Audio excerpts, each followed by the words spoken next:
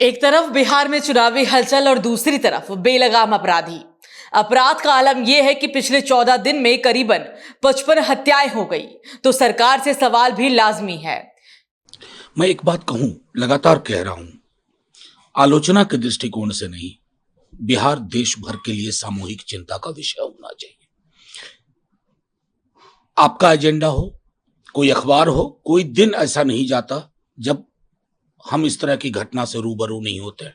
कहीं हत्या, बलात्कार, छिनतई, अटेम्प्ट टू मर्डर, ये क्या है? इसे हम रूल ऑफ लॉ कहेंगे? नेता प्रतिपक्ष जब कहते हैं तो तिलमिला जाते हैं बीजेपी के लोग। साहब, बिहार में आज की डेट में एक व्यक्ति जो घर से निकलता है, भगवान को प्रणाम करके निकलता है, मैं सकुशल आ जाऊं। क्या सुशासन पर जंगल राज हावी हो गया?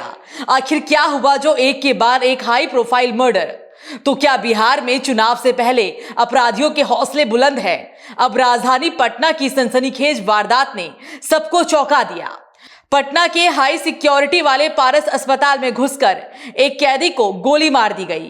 कैदी की पहचान चंदन मिश्रा के रूप में हुई है। बताया जा रहा है कि पैरोल पर बाहर आए कैदी चंदन को इलाज के लिए पारस अस्पताल में भर्ती करवाया गया था और इसी बीच उसे अस्पताल के अंदर अज्ञात हमलावरों ने घुसकर गोली मार दी। बक्सर जिला के एक दुर्दांत अपराधी चंदन मिश्रा, इनके ऊपर हत्या के दर्जनों केस दर्ज थे और इसमें एक में ये सजा याफ्ता भी है।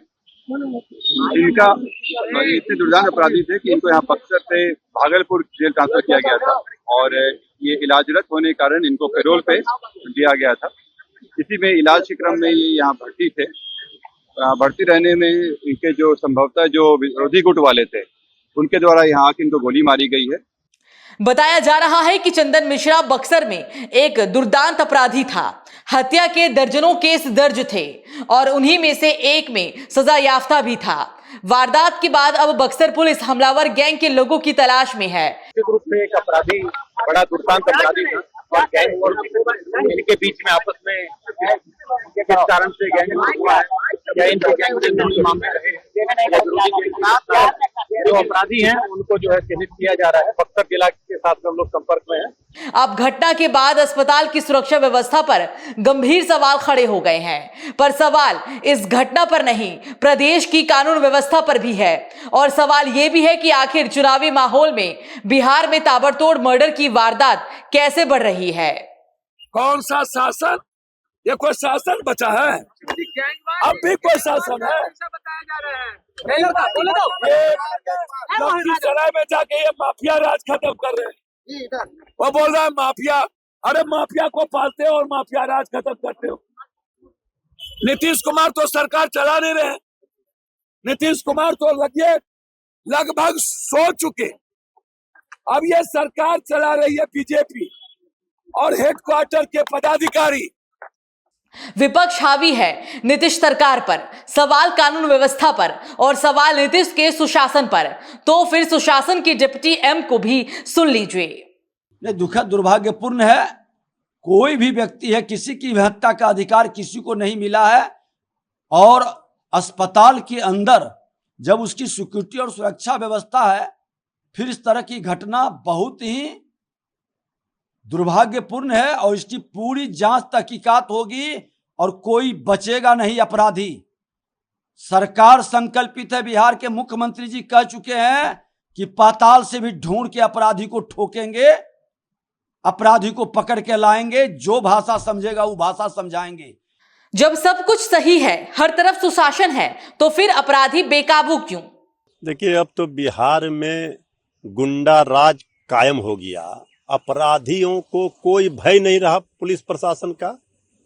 जब सत्ता संरक्षित अपराध, इसी को कहते हैं कि अपराधियों का किस तरह मनोबल बढ़ा हुआ है। तेजस्वी यादव जी लगातार सरकार को आईना दिखा रहे हैं, सरकार से सवाल पूछ रहे हैं। क्राइम आउट ऑफ कंट्रोल हो गया। आदरणीय मुख्यमंत्री नीतीश कुमार जी, सरकार बिहार की चुप है, कानों में जूं नहीं रेंग रहा है। लोग अब इतना मनोबल अपराधियों का देखिए कि पटना में जहां से सरकार जहां बैठी है, जहां पुलिस मुख्यालय है, वहां से 500 मीटर भी दूर नहीं होगा, 100 मीटर की दूरी पर अस्पताल, इतने बड़े अस्पताल में घुसकर गोली मारी जा रही है। ये बिहार में हो क्या रहा है? अब तो कोई सुरक्षित नहीं रहा। सरकार के दावों को सुने और मौजूदा हालात को देखें तो तस्वीर यह है कि राज्य में इस महीने 14 दिनों में ही करीब 50 से ज्यादा मर्डर की घटनाएं हो चुकी है। यह आंकड़ा कानून व्यवस्था के लिहाज से तो कतई अच्छा नहीं, यानी ये सुशासन की तस्वीर तो बिल्कुल नहीं। अपराधी जब चाहे जिसे चाहे निशाना बना रहे तो फिर मान भी लिया जाए कि अब बिहार फिर से भगवान भरोसे है।